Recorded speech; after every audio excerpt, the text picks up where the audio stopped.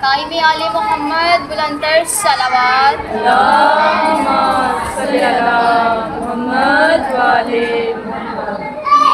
اعوذ باللہ من الشیطان الرجیم بسم اللہ الرحمن الرحیم الحمد للہ الذی جعلنا من المتمسکین بولایت امیر المؤمنین علی ابن ابی طالب صلوات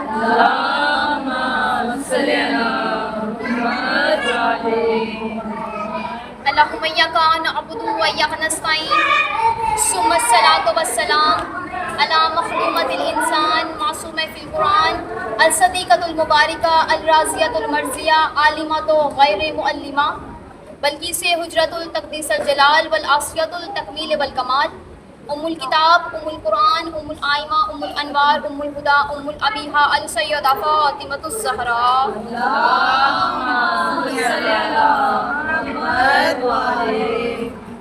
اما بعد فقد قال حق سبحانہ تعالی فی الکتابہ المجید وفرقانہ الحمید وقولہ الحق بسم اللہ الرحمن الرحیم فلا اقسم بالمواقع النجوم صلوات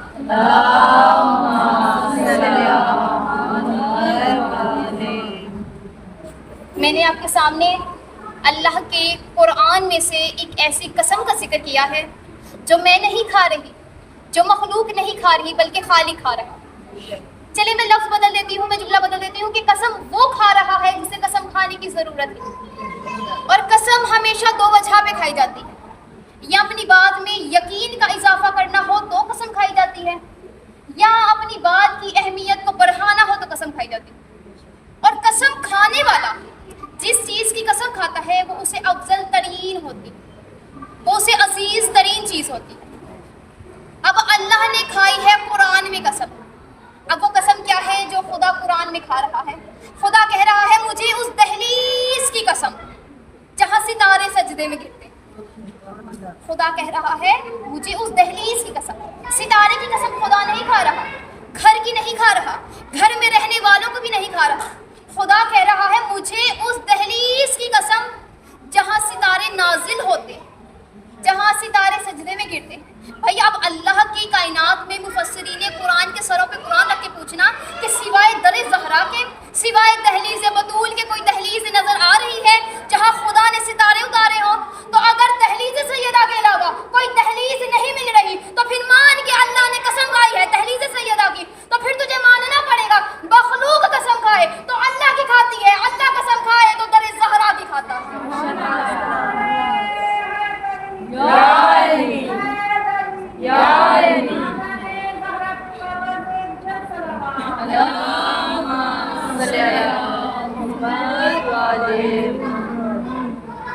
مخلوق کے لیے عزیز ترین ذات ہے اللہ کی ذات، اور اللہ کے نزدیک عزیز ترین ہے زہرا کی دہلیز۔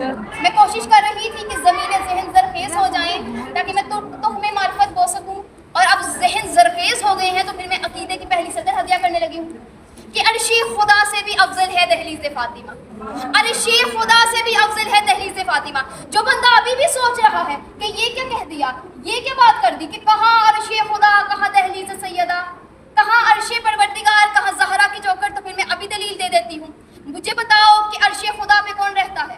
جبرائیل رہتا ہے، میکائیل رہتا ہے، اسرافیل رہتا ہے، اسرائیل رہتا ہے۔ اب بتاؤ دہلیز بطول پہ کون بیٹھتا ہے؟ قمبر بیٹھتا ہے، مقداد بیٹھتا ہے، سلیمان بیٹھتا ہے، فضا بیٹھتی ہے۔ مجھے پھٹی سے پھٹی، پرانی سے پرانی کتاب میں جھوٹی سے جھوٹی روایت بھی نکال کے دکھاؤ کہ ساری زندگی سلیمان نے علی سے کہا ہو یا علی مجھے جنت بھیج دیجیے، فضا نے علی سے کہا ہو یا علی مجھے جنت سے روٹیاں منگوا دیجیے، قمبر نے کہا ہو یا علی مجھے جنت کی سیر کروا دیجیے۔ ارے ادھر والے ادھر جانے کی تمنا نہیں کرتے، ادھر والے فقیر بن کے، حقیر بن کے، یتیم بن کے ادھر آنے کی تمنا کرتے ہیں۔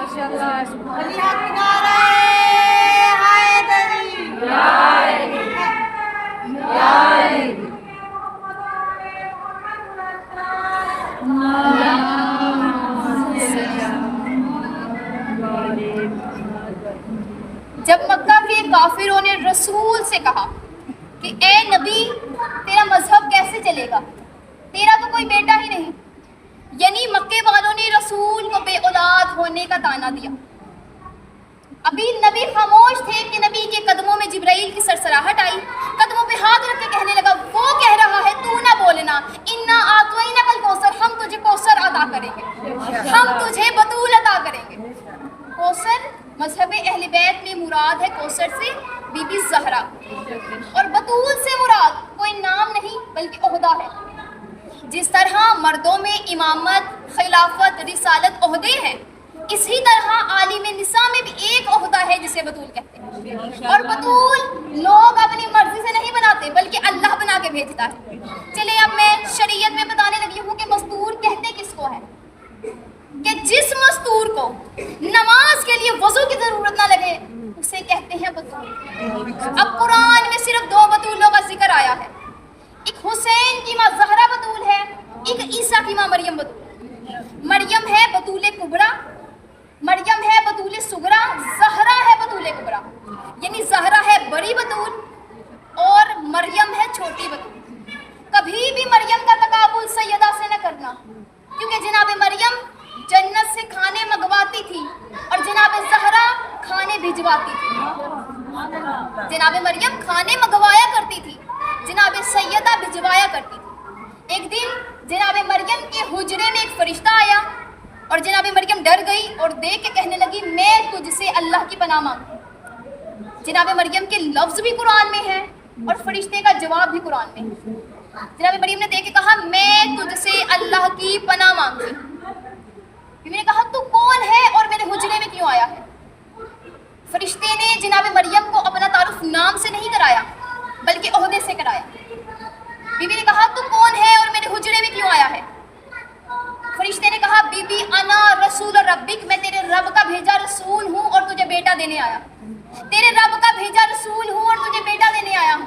تیرے رب کا بھیجا رسول ہوں، تجھے بیٹا دینے آیا ہوں۔ میں لفظ اس لیے بار بار بدل رہی ہوں تاکہ آپ کے ذہنوں میں نقش ہو جائے۔ بی بی مریم نے پوچھا، کون ہے؟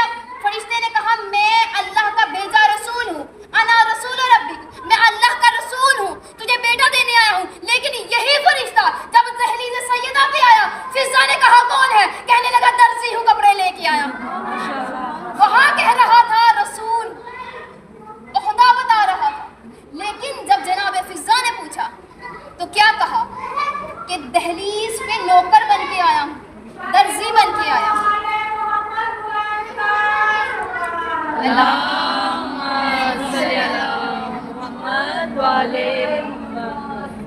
اب بات دہلیز کی آ گئی ہے اور عقیدے بھی جاگ رہے ہیں، تو کیوں نہ میں لفظ ہدیہ کروں۔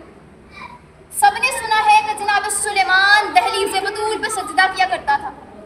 سبھی نے سنا ہے مجالس میں کہ جناب سلیمان دہلیز زہرا پہ سجدہ کیا کرتا تھا۔ یہ تو احتمال ہوا دیکھنے والے کا کہ شاید جھاڑو دیتا تھا۔ چلے میں سطر بدلنے لگی ہوں کہ رات کے گرے ہوئے تاروں کو اپنی نور کی گاڑی میں سمیٹ لیتے تھے سلیمان۔ رات کے گرے ہوئے تاروں کو اپنی نور کی داڑھی میں سمیٹتے تھے۔ اب ایک دن جناب سلیمان کا سر تھا سجدے میں کہ پیچھے سے ایک صحابہ گزر رہا تھا۔ اس نے کہا، سلیمان تجھے اس دہلیز سے کیا ملتا ہے؟ جناب سلیمان کا سر سجدے میں تھا، ایک شخص پیچھے سے گزر رہا تھا۔ اس نے کہا، سلیمان آخر تجھے دہلیز بطول سے ملتا کیا ہے؟ فوراً سلیمان نے جب سنا نا دہلیز کہہ رہا ہے، سلیمان کی بات شرم کر، دہلیز نہیں، یہ سدرۃ المنتہا ہے۔ سلیمان نے کہا، یہ دہلیز نہیں ہے، یہ سدرۃ المنتہا ہے۔ بھائی بولے گا وہی جس کا عقیدہ میرے ساتھ ملتا ہے۔ سلیمان نے کہا، یہ دہلیز نہیں، یہ سدرۃ المنتہا ہے۔ اس صحابی نے کہا، اچھا سلیمان تیری عقل کو کیا ہو گیا ہے؟ تجھے نہیں پتا کہاں دہلیز سیدہ، کہاں سدرۃ المنتہا، کہاں باب سیدہ، کہاں سدرۃ المنتہا؟ اس شخص کی آواز آئی کہ سدرۃ المنتہا تو عرش کی اس بلندی کو کہتے ہیں کہ جب نبی معراج پہ گئے تھے تو جگہ میں رستے میں ایک جگہ آ گئی تھی جہاں جبریل نے رک کے کہا تھا، اگر اس سے آگے میں گیا تو میرے پر چل جائیں گے۔ اس صحابی نے کہا، اس شخص نے کہا، جہاں جبریل رک گیا تھا اسے میں سدرۃ المنتہا کہتا ہوں۔ سلیمان کی آواز آئی، سلیمان نے کہا، مجھے عقل تیری ٹھیک نہیں لگتی بھائی، جہاں جبریل رک جائے اسے تو سدرۃ المنتہا کہتا ہے، جہاں محمد رک جائے اسے میں سدرۃ المنتہا کہتا ہوں۔ علی علی علی علی علی علی علی علی علی علی علی علی علی علی علی علی हमसे कहेंगे अली अली ये हमें भी दे दो अली अली हम साथ कहेंगे अली अली ये उसको मिलेगा अली अली जो दिल से कहेगा अली अली अली हक नारे हैदरी या अली हैदरी या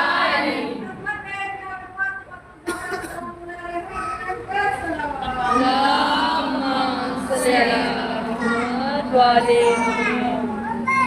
किसी ने कहा कि नबी की बेटी का नाम है ज़हरा, अली की जोजा का नाम है ज़हरा, हसनैन की माँ का नाम है ज़हरा। भाई इन रिश्तों से बीबी का तारुफ नहीं, क्योंकि मुअत्तबर तारुफ हमेशा उसे मोअज़्ज़िज़ करता है जिसके पास खुद इज्जत ना हो।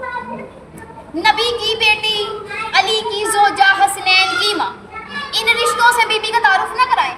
आए रुख बदलते हैं, ये रुख मैं नहीं बल्कि अल्लाह ने बदला है, अल्लाह बदल रहा है। क्योंकि जब फरिश्तों ने खुदा से कहा था ना कि ए मेरे अल्लाह ये चादर के नीचे कौन है, तो खुदा ने ये नहीं कहा था कि ये नबी की बेटी है, ये अली की जोजा है, ये हसनैन की माँ है, बल्कि परवरदिगार ने कहा था कि हम फातिमातु व अबूहा व बालुहा व बनुहा, ये सैयदा है, ये सैयदा का बाप है, ये सैयदा का शौहर है, ये सैयदा के बेटे हैं।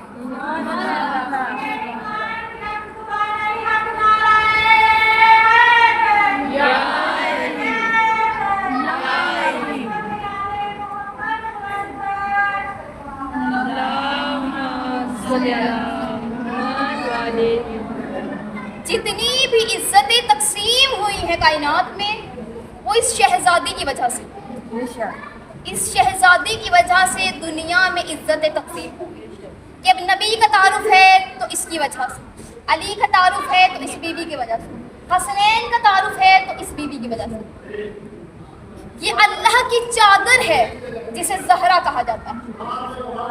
जिस दहलीज की कसमें खुदा कुरान में खाता रहा, जिस दहलीज के बारे में खुदा कुरान में बार बार कहता रहा, मुझे उस दहलीज की कसम जहाँ सितारे आते हैं, जहाँ सितारे नाजिल होते हैं, अज़ादारों उसी दहलीज पे उम्मत ने आग लगाई। इतना सताया है इस घराने को उम्मत ने कि 20 मुहर्रम को जहर दी इमाम सज्जाद को। 5 दिन तड़पता रहा हुसैन का ये बेटा। अज़ादारों तुम्हारे रोने की एक जुमला ना पढ़ दूँ? जहर तो उसे दी जाती है जो जिंदा होता है, सज्जाद तो शाम के पहले चौक पे मर गया था।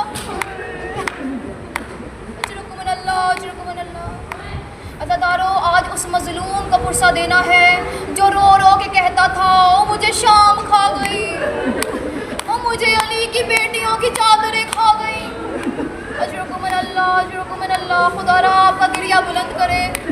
अज़ादारों जब आया था ना ये हुसैन का बेटा शाम से कैदी निभा के, करबला में आके कब्रों के दरमियान में खड़ा हुआ, रो के एक जुमला कहा था सज्जाद ने, रो के कहता है अकबर बर्छी खानी बड़ी आसान है, कासिम टुकड़े करवाने बड़े आसान है, असगर गले में तीर खाना बड़ा आसान है, और बाबा हुसैन तेरा ज़रबे खानी बड़ी आसान है, और कोई कुछ मुझ सज्जाद से पूछे शाम जाना कितना मुश्किल, अली की बेटियों को बेरिदा देखना कितना मुश्किल।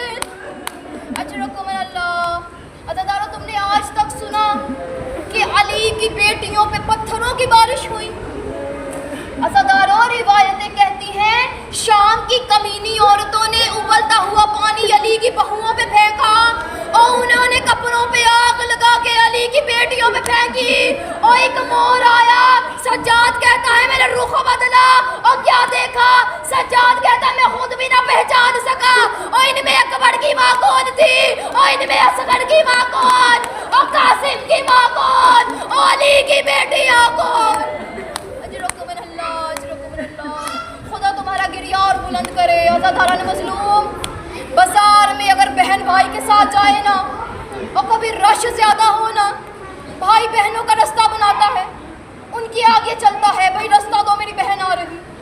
अज़ादारों जिसने अली की बेटियों का रास्ता बनाना था उसके अपने हाथ से करियों में और पाँव में बेरियां थी, और शाम के हर मोड़ पे रो के कहता था और पर्दा बनाओ अली की बेटी आ रही है, और रास्ता छोड़ा मोहम्मद की बेटी आ गई। अज़ादारान मज़लूम शाम سکینہ سجاد کو تسلیاں دیتی، ہر موڑ پہ سجاد کو تسلیاں دیتی سکینہ۔ عزادارو رو رو کے سجاد کو کہتی سجاد تو نہ گھبرا، اور دیکھ تیری بہن تیرے ساتھ آئی، سجاد تو نہ گھبرا تیری بہن تیرے ساتھ آئی ہے۔ ایک موڑ پہ سجاد نے سکینہ سے کہا سکینہ تو ہر موڑ پہ مجھے تسلیاں کی دیتی ہے، اور رو کے سکینہ کہتی ہے سجاد اگر شام میں مر گئی تو میرا جنازہ اٹھا لے گا، اگر تو مر گیا تیرا جنازہ کون اٹھائے گا، ابھی میں بابے کو بے کفن چھوڑ کے آئی۔ اجرکم اللہ اجرکم اللہ۔ عزادارو کون سا قتل سناؤ تمہیں سجاد کا، کون سا قتل سناؤ سجاد کا؟ سجاد کا پہلا قتل تب ہوا جب ماں کو بغیر رضا کے نماز پڑھتے دیکھا، دوسرا قتل تب ہوا اور جب سکینہ کو تماچے لگے اور رو کے سکینہ کہتی تھی بھیا سجاد اور ایک مرتبہ آنکھیں کھول تجھے زخمی چہرہ دکھاؤں۔ عزادارو تم نے آج تک سنا ہے کہ سجاد کے گلے میں توپ تھی؟ عزادارو خالی توپ نہیں تھی، کتابیں کہتی ہیں ان کے اندر لگی تھی برچیاں، اس کا وزن اتنا زیادہ تھا کہ اس نے سجاد کی کمر کو جھکایا ہوا تھا۔ عزادارو 4 ملا انہوں نے دائیں طرف سے پکڑا تھا، 4 نے بائیں طرف سے پکڑا تھا، اور اگر رش بازار میں کبھی زیادہ ہو جاتا دائیں والے ملاؤن دائیں کھینچتے بائیں کی برچیاں گردن میں، اور کوئی بائیں سے کھینچتا دائیں کی برچیاں گردن میں چلی جاتی۔ اجرکم اللہ۔ پورے شام میں حسین کے اس بیٹے کا لہو پھیل گیا۔ عزادارو تم نے سنا ہے سجاد خون رویا، 40 سال سجاد خون رویا۔ عزادارو کیا جانتے ہو کہ پہلی بار سجاد خون رونا کب شروع کیا؟ عزادارو کربلا آئی سجاد لہو نہیں رویا، اکبر کو برچھی لگی لہو نہیں رویا، قاسم کے ٹکڑے ہو گئے لہو نہیں رویا، عزادارو حسین کے گلے پہ 13 ضربیں چلی لہو نہیں رویا، چچا عباس کے بازو کٹ گئے لہو نہیں رویا، اصغر کے چھوٹے سے گردن پہ تیر لگ گیا لہو نہیں رویا، عزادارو آیتیں رسیوں میں آ گئی لہو نہیں رویا، کوثر کا چہرہ زخمی ہو گیا لہو نہیں رویا، اور عزادارو کوفے کے بازار آئے لہو نہیں رویا، اور جب آیا نا شام کا صدر دروازہ سجاد کہتا میرا جگر پھٹ گیا، اور لوگ کہہ رہا تھا میرا جگر پھٹ گیا۔ اور تمہیں وجہ بتانے لگی ہوں سجاد کا جگر کیسے پھٹا اور کیوں پھٹا سجاد کا جگر۔ عزادارو تمہیں بلا تشبیہ نقشہ سنانے لگی ہوں۔ سجاد تھے، ہاتھوں میں رسیاں تھی، پاؤں میں بھیریاں تھی، کمر میں لنگر تھی۔ عزادارو جس ہاتھوں میں سجاد کے جس ہاتھ سے رسیوں میں بندھے تھے اس رسیوں کے ساتھ بندھا تھا باقر کا گلا، اور جب بھی سجاد کمر اٹھاتا اور باقر کی رسی تنگ ہو جاتی اور باقر رو کے کہتا بابا کمر جھکا لے، اور میرے گلے کی رسی تنگ ہو گئی اور یہ نہ ہو اور میں واپس جانے سے پہلے مر جاؤں۔ اجرکم اللہ۔ عزادارو اس جملے پہ بھی سجاد لہو نہیں رویا۔ 15 اذان علی کی بیٹیوں نے شام کے باہر سنی، اور عزادارو تمہارے رونے کے لیے جملہ کہوں، 15 اذان علی کی بیٹیوں نے کھڑی ہو کے سنی، اور جب زینب تھک گئی اور رو کے کہتی فضا سجاد سے کہہ کتنا دیر کھڑا رہنا پڑے گا۔ عزادارو فضا نے سجاد سے کہا، سجاد نے اپنی کڑیاں ہلائی، ملاؤن دے کے کہنے لگا تجھے نہیں پتا وہ بھی ملاؤن